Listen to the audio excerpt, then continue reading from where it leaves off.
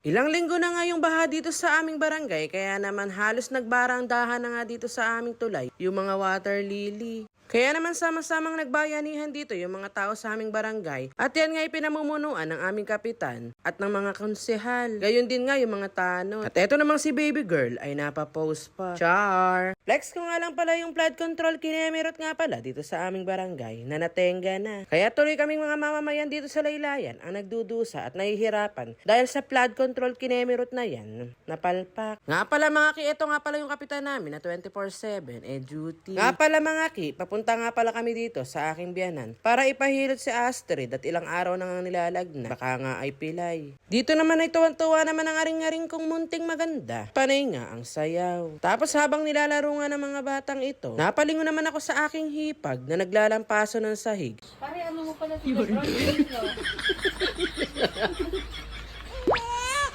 At eto nga't napapadance pa. Dito ngayon napatingin ako sa bintana at nakita ko ngayon namumuuna naman nga yung sama ng panahon. Kaya naman nag-aya ng umuwi ang Daddy Amboy. Kaya naman for the gayak na nga ang mga person para makauwi na. At dito ngayon sumabay na nga ang Doña Yoli sa pag-uwi namin para naman ma-experience niya sumakay sa aming Raptor na walang gulong. Dito ngayon napadaan ako sa aming bisita na nakalubog din. Maging ang barangay hall nga namin ay di rin nakaligtas sa babaha. Sobrang hirap talaga ng ganitong kalagayan pero wala ka na rin talagang choice kundi akapin at tanggapin na ganito na nga yung pamumuhay na nangyayari sa Pilipinas. O siya mga ki, anday ko ng kuda at malapit na nga rin pala kami dito sa aming bahay. So paano mga ki, hanggang dito na lang. Salamat sa panonood. Bye!